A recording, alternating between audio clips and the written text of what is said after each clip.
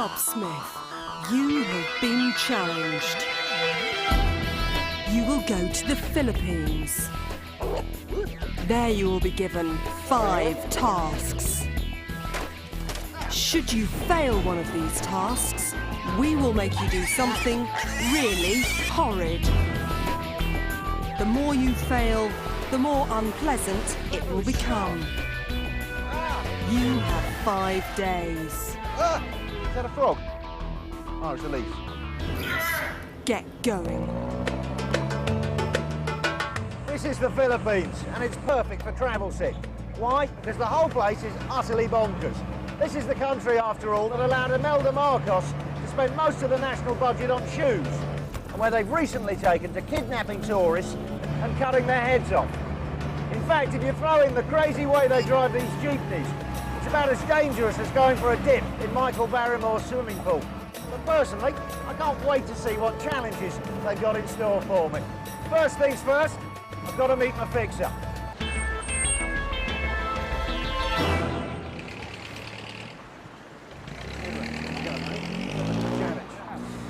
See what's in here. Challenge 1. Double your money. In the Philippines, gambling is a national pastime. And they don't just buy a lottery ticket either. They have hundreds of different ways of wasting their money. But I couldn't waste mine. I had 1,000 pesos and only a short time to double it.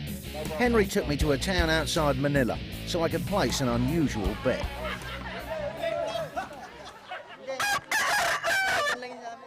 Cockfighting's a very popular sport in the Philippines. I'm not sure I approved, and I certainly didn't know anything about what makes a chicken hard, but I decided to have a punt. Quite like the look of that one. It's got a very loud crow. Henry, can you ask who the favourite is? Which one's the big daddy? Here's my man. He's going to sort out my bet for me. Carmel, he's called. I think I want to bet on the orange fella. Lemon lime. Lemon lime, he's called. Lemon lime, all right. Lemon. This is lemon. And how many fights has Lemon won? First time. First time today. So he's never won a fight. He's untested. Okay, but he looks good. Does he want a bit of money on it? Yeah. He thinks his white one's going to win. Man, he's crazy. To be quite honest, I take no pleasure in the death of a chicken, so I hope it just sort of is decided on points or something like that. But this is the rough end of anthropology, I'm afraid. This is what happens. 250 on Lemon. The birds have razor blades attached to their feet. Going down, going down, going down. Give me chicken McNuggets.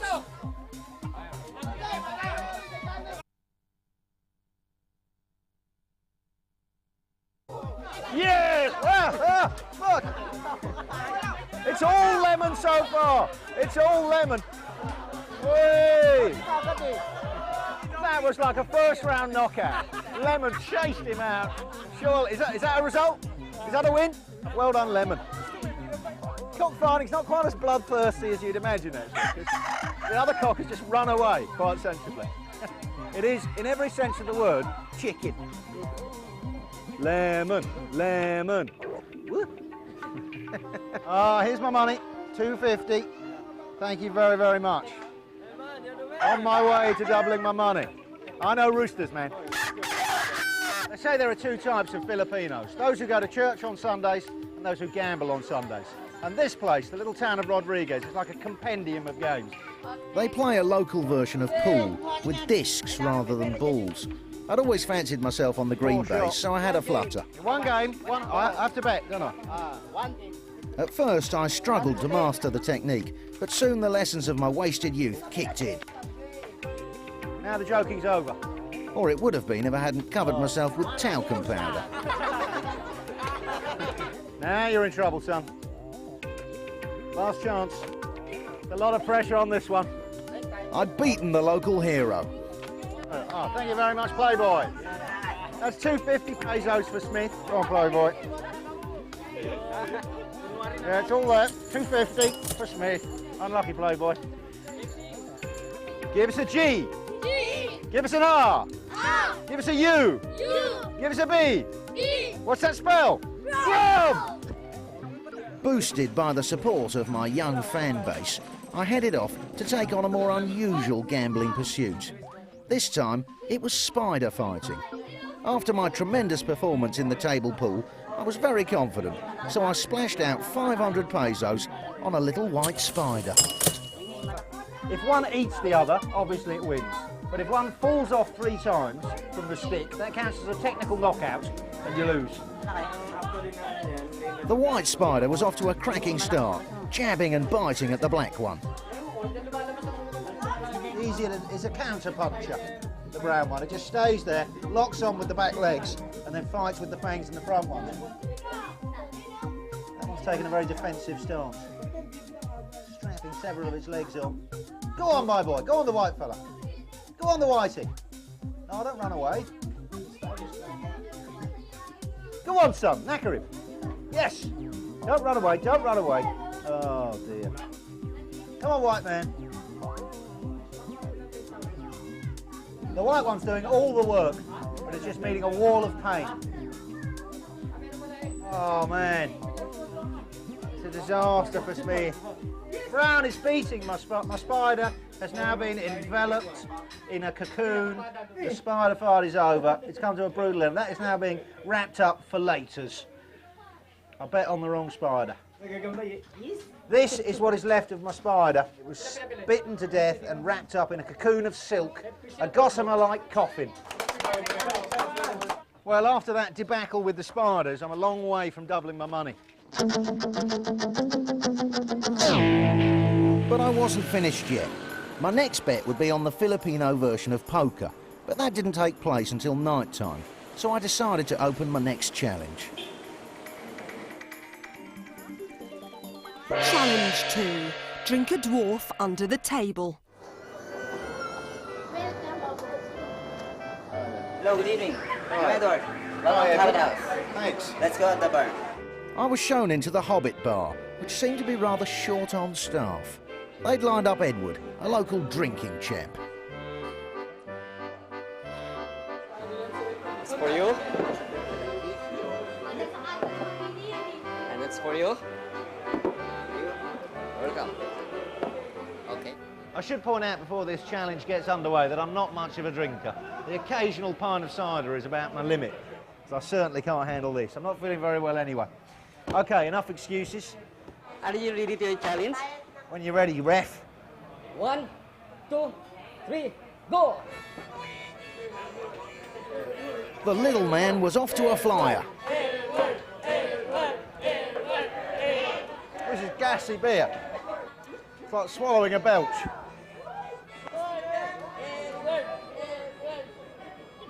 I sensed the regulars were against me.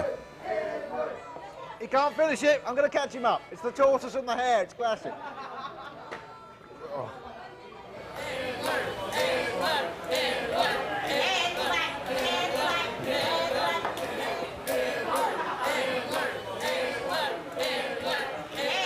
He seemed to be struggling even more than me.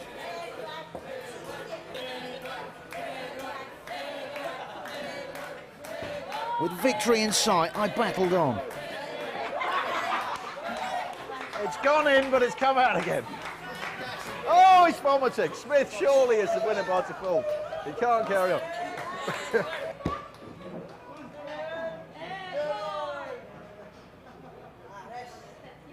Kaya.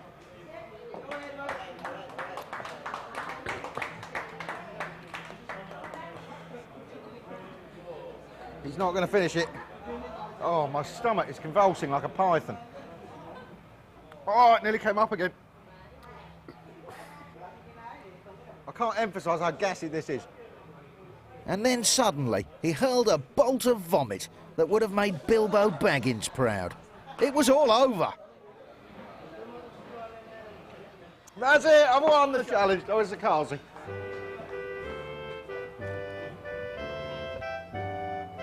Oh. I thought I was going to lose that. Then the dwarf threw up.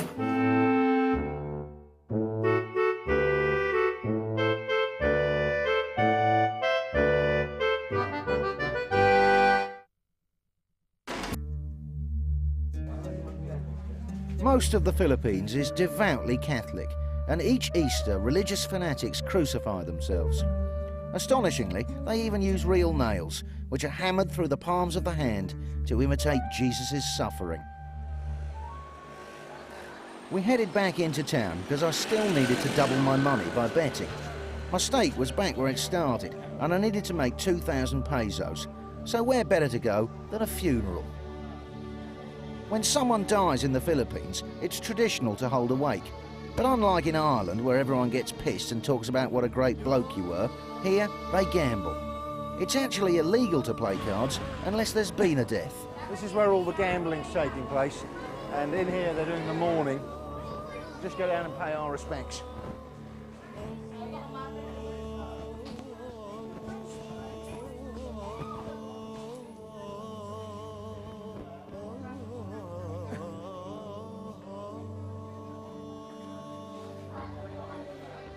While the family grieved in the house, outdoors there was a party atmosphere. A huge mob was gathered round the card table. Frankly, I had no clue what the rules were. It looked like a cross between roulette and poker, played with tarot cards. In the end, I decided to stick 300 notes down at random. They say that if you come to a poker table and you don't know who the sucker is, you're the sucker. I soon proved that. You seem to have to fold your money up so people know it's yours. I'm going to bet that.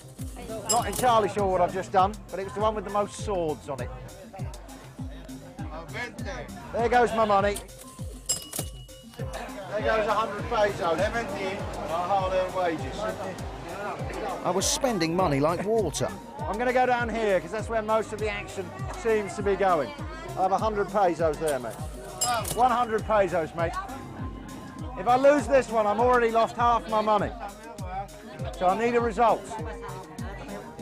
Oh, no, that's not good for Smith. Oh, my God, I blundered yet again. It was awful. I needed to do something drastic. He's now going cups. I'm changing my tactic to this one here. I think that's the winner.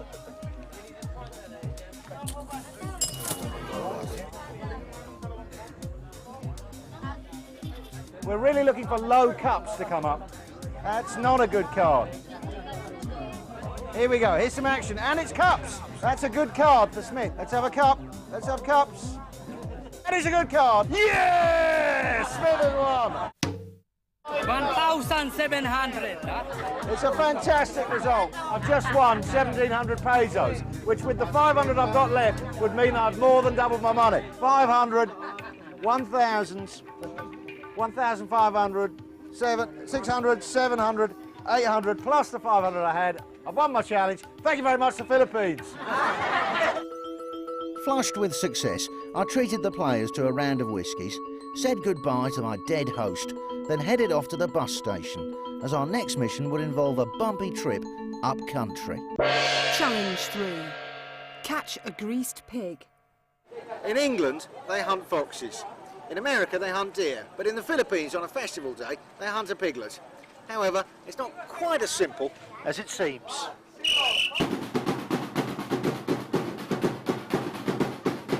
Yes, for some reason that I'm not clever enough to explain, when Filipinos go pig wrestling, they like to dress up as extras from the film Zulu. Perhaps it's a bizarre tribute to Michael Caine.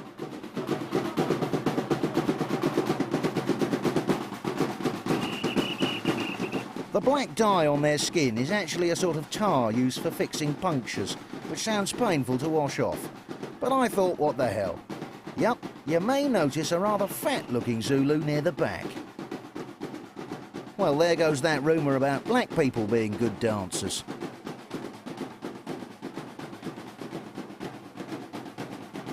Once we got into the fields, we started doing a weird jig that I dare say has something to do with the harvest, or appeasing the mighty rain god, perhaps. All I know is I felt ridiculous, and I couldn't wait for the pig to arrive.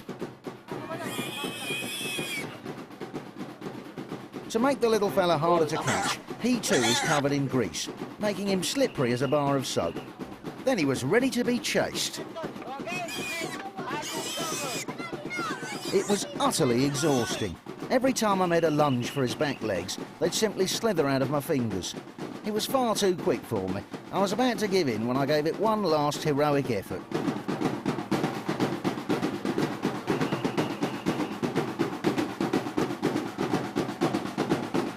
Throwing the full weight of my blubber on top of him, I finally managed to get a good hold.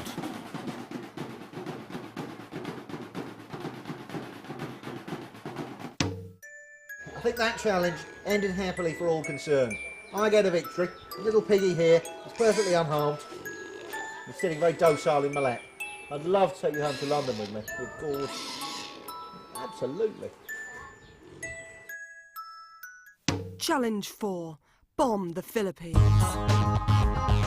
Rather impolitely, I thought, the Philippine Air Force wouldn't lend me one of their B-52 bombers, so we drove 100 miles north to meet Terry, a bloke from Swindon who owned a microlight.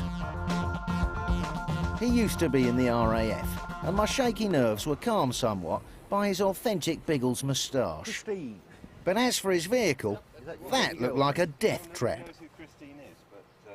I'm slightly alarmed by this thing here that says passenger warning. I've never read This that. aircraft is non-type certified and may not comply with the safety regulations.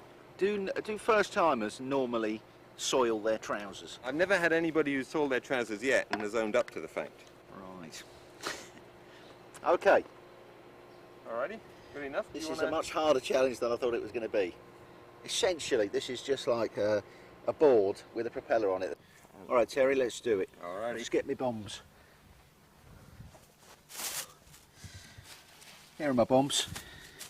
About half a pound of flour in each of them. Not too sure how accurate they're going to be, but give it my best shot. There are no sides to the plane. I tried to keep a stiff upper lip, but inside I was bricking it. I'd seen paper planes safer than this thing. That isn't the camera shaking, it's me.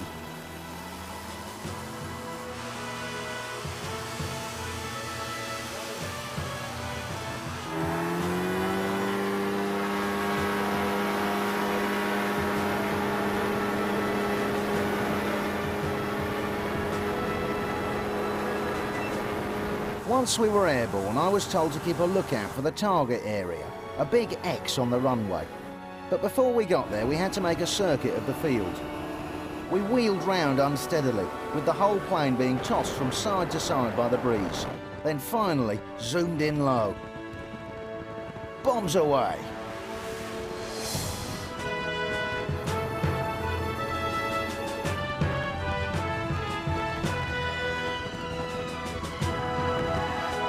I had 5 missiles, all of which looked like bags of cocaine. But judging by how disastrously inaccurate I was, I don't think this method of smuggling it into a country is going to replace the trusty jamming it up your arse in a condom technique. The 10-foot target might seem huge on the ground, but when you're coming in at 60 miles an hour, it's difficult to get the timing right, especially with your eyes shut. At last it was over. I didn't just want to kiss the ground, I wanted to take it out to dinner and then give it a proper shag, with breakfast and everything. Now let's have a look. How have I done? Very good grouping. Very consistent. Nowhere near the target. We'd all be speaking German now if I'd been in the Battle of Britain. Challenge 5. Survive a night in the jungle. I've always found nature to be rather unpleasant, so I wasn't looking forward to this one.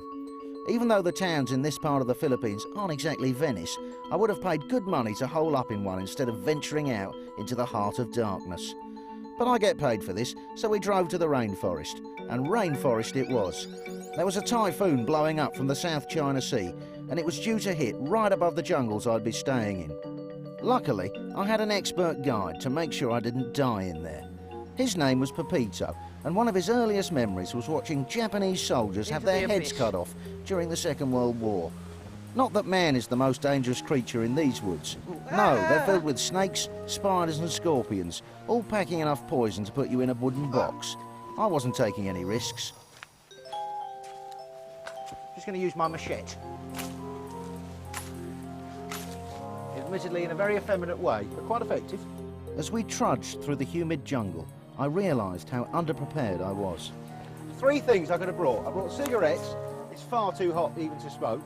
I brought my machete, which I'm going to need later on to make my bamboo kitchenware. I can't believe I bought a paperback book. What was I thinking? I like this.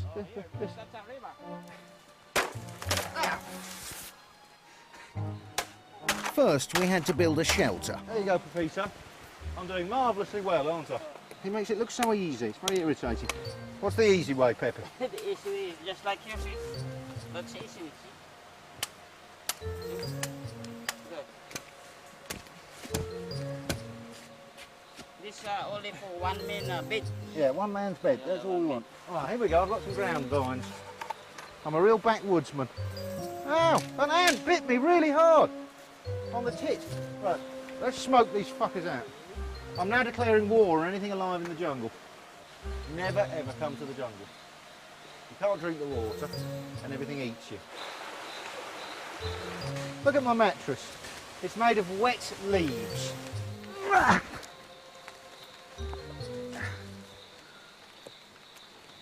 Miserable. At last, it was time to make a fire. Definitely smoke coming out.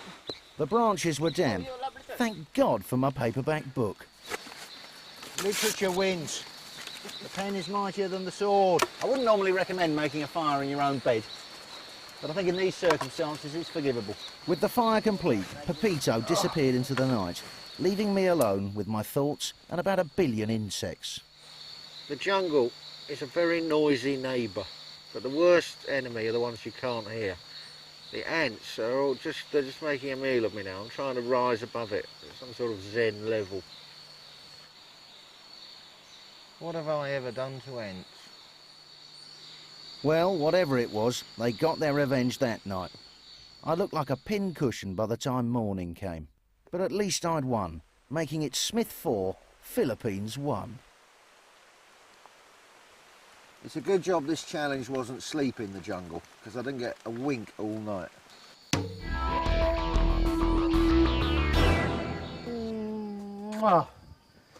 Tarmac. Well, I suppose there has to be a forfeit. It's a good job I didn't fail too many challenges. They might have been using real nails. See you, Grub. Very funny. Come back! Come back!